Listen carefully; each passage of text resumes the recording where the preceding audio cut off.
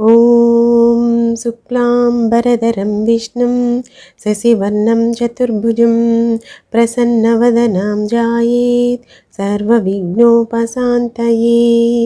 కార్తీక పురాణం 1వ అధ్యాయం. కార్తీక మహాత్మ్యమును గురించి జనకుడు ప్రశ్నించుట. శ్రీ మదలాండకోటి బ్రహ్మాండమునందలి ఆర్యవర్తమందు నైమిసారణ్యములో సౌనకాది మహామునులతోనొక ఆశ్రమమును నిర్మించుకొని సకల పురాణములు పుణ్యచరిత్రలు వారికి వినిపించుచు సూత మహాముని కాలము గడుపుచుండెను. ఒకనాడు సౌనకాది మునులు గురుతుల్యుడగు సూతుని గాంచి, ఆర్య, తమ వలన అనేక పురాణ ఇతిహాసములను వేదాంగముల రహస్యములను సంగ్రహముగా గ్రహించినాము. కార్తీక మాస మహాత్మ్యమును కూడా వివరించి దాని ఫలమును తెలుపుగోరుచున్నాము. కాన తమరు వ్రతమును వివరించవలసినదిగా కోరుకొనుచున్నాము. అంత నా సూత మహర్షి, ఓ ముని పుంగవులారా, ఒకప్పుడు ఇదే కోరికను నారదుడు సృష్టికర్తయకు బ్రహ్మను కోరుకొనగా, బ్రహ్మదేవుడు అతనికి విష్ణుమూర్తి లక్ష్మీదేవికి, సాంబశివుడు పార్వతీదేవికి తెలియజేసిన విధముగా నా గదను వినిపించేదను. అట్టి పురాణ కథను మీకు తెలియజేయుదును. ఈ కథను వినుట వలన మానవులకు ధర్మార్థములు కలుగటయేగాక వారు ఇహమందును పరమందును సకల ఐశ్వర్యములతో తులతూగుచుందురు. కావున శ్రద్ధగా నాలకింపుడని ఇట్లు చెప్పెను. పూర్వముఖానుక దినంబున పార్వతీ పరమేశ్వరులు గగనంబున విహరించుచుండగా, పార్వతీదేవి, ప్రాణేశ్వర, సకల ఐశ్వర్యములు కలుగజేయునట్టిది, సకల మానవులు వర్ణభేదములు లేక ఆచరించదగినది, శాస్త్రసమ్మతమైనది, సూర్యచంద్రులు ఉన్నంత వరకు ఆచరించబడేది అగు వ్రతమును వివరింపమని కోరెను.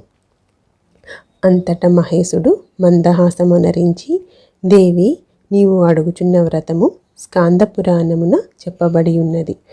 దానినిప్పుడు వశిష్ఠ మహాముని మిథిలాధీసుడకు జనక మహారాజునకు వివరింపబోచున్నాడు. చూడు, మా మిథిలా నగరము వైపు అని మిథిలా నగరపు దిశగా చూపించెను. అక్కడ మిథిలా నగరములో వశిష్ఠుని రాకకు జనకుడు సంతసించి అర్ఘ్యపాద్యములతో సత్కరించి కాళ్ళు కడిగి ఆ జలమును శిరస్సుపై జల్లుకొని, మహాయోగి మునివర్య, తమ రాక వల్ల నేను, నా శరీరము, నా దేశము, నా ప్రజలు పవిత్రులమైతిమి. తమ పాదధూళిచే నా దేహము పవిత్రమైనది. తమరుచటకేల వచ్చితిరో సెలవు సంగుడని వేడుకునెను. అందులకు వశిష్ఠుడు, జనక మహారాజా, నేనొక మహాయజ్ఞము తలపెట్టి తిని దానికి కావలసిన అర్ధబలమును అంగబలమును నిన్నడిగి క్రతువు ప్రారంభించుతునని నిశ్చయించుటకు ఇటు వచ్చి తిని అని పలుకగా, జనకుడు, మునిచంద్రమ, అటులనే ఎత్తును, స్వీకరింపుడు. కానీ చిరకాలము నుండి నాకొక సందేహము గలదు. తమ బోటి దైవజ్ఞులనడిగి సంశయమును తీర్చుకోదలచితిని. నా అదృశ్యము కొలది అవకాశము దొరికినది. గురురత్న, సంవత్సరంలో గల మాసములలో కార్తీక మాసమే ఏలనంత పవిత్రమైనది. ఆ కార్తీక మాసము గొప్పతనము ఏమి అను సంశయము నాకు చాలా కాలము నుండి ఉన్నది. కావున తాము కార్తీక మహాత్మ్యమును గురించి వివరించవలసినదిగా ప్రార్థించెను. వశిష్ఠ మహాముని చిరునవ్వు నవ్వి, రాజా, తప్పక నీ సంశయమును తీర్చగలను. నే చెప్పబో వ్రత కథ సకల మానవులను ఆచరించదగినది, సకల పాపహరమైనది అయి ఉన్నది. ఈ కార్తీక మాస హరిహర స్వరూపము, ఈ మాసము నందాచరించు వ్రతము యొక్క ఫలము ఇంత అని చెప్పనలవి కాదు, వినుటకు కూడా ఆనందదాయకమైనది. అంతేకాక వినినంత మాత్రముననే ఎట్టి నరక బాధలను లేక ఇహమందు పరమందు సౌఖ్యమును పొందగలరు. ఈ బోటి సజ్జనులను ఈ కథను గురించి అడిగి తెలుసుకొనుట ఉత్తమమైనది. శ్రద్ధగా ఆలకింపమని ఇట్లు చెప్పసాగెను. వశిష్ఠుడు కార్తీక వ్రత విధానమును తెలుపుట. ఓ మిథిలాధీశ్వర, జనక మహారాజా, ఏ మానవుడైనను ఏ వయసు వాడైనను ఉచ్చ నీచ అనే భేదము లేక కార్తీక మాసములో సూర్య భగవానుడు తులారాశి అందుండగా వేకువజామున లేచి కాలకృత్యములు తీర్చుకొని స్నానమాచరించి దాన ధర్మములను దేవతా పూజలను చేసినచో దానివల్ల అగణిత పుణ్యఫలము లభించును.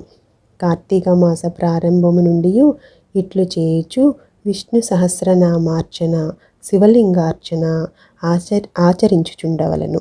ముందుగా కార్తీక మాసమునకు అధిదేవతయగు దామోదరునికి నమస్కరించి, ఓ దామోదర, నేను చేయు కార్తీక వ్రతమునకు ఎట్టి ఆటంకములు రానీయక నన్ను కాపాడుము అని ధ్యానించి వ్రతమును ప్రారంభించవలేను.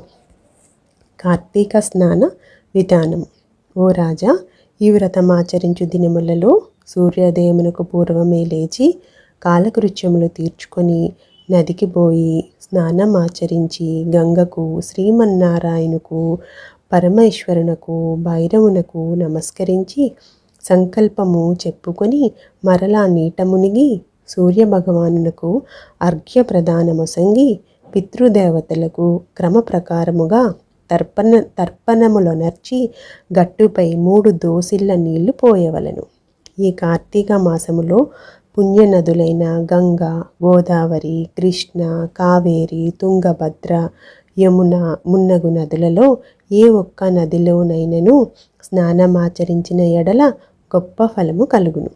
తడి బట్టలు వీడి మడి బట్టలు కట్టుకొని శ్రీ మహావిష్ణువునకు ప్రీతికరమైన పుష్పములను తానే స్వయంగా కోసి తెచ్చి నిత్య ధూప దీప నైవేద్యములతో భగవంతుని పూజ చేసుకొని గంధము తీసి భగవంతునికి సమర్పించి తాను బొట్టు పెట్టుకొని పిమ్మట అతిథి అభ్యాగతులను పూజించి వారికి ప్రసాదమీడి తన ఇంటి వద్ద కానీ దేవాలయములలో కానీ లేక రావి చెట్టు మొదట కానీ కూర్చుండి కార్తీక పురాణమును చదవవలెను.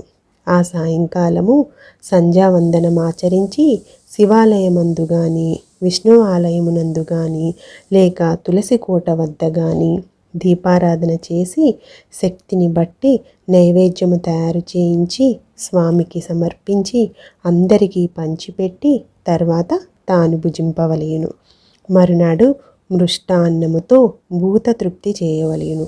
ఈ విధముగా వ్రతమాచరించిన స్త్రీ పురుషులకు పూర్వమందును ప్రస్తుత జన్మమందును చేసిన పాపము పోయి మోక్షమునకు అర్హులగుదురు.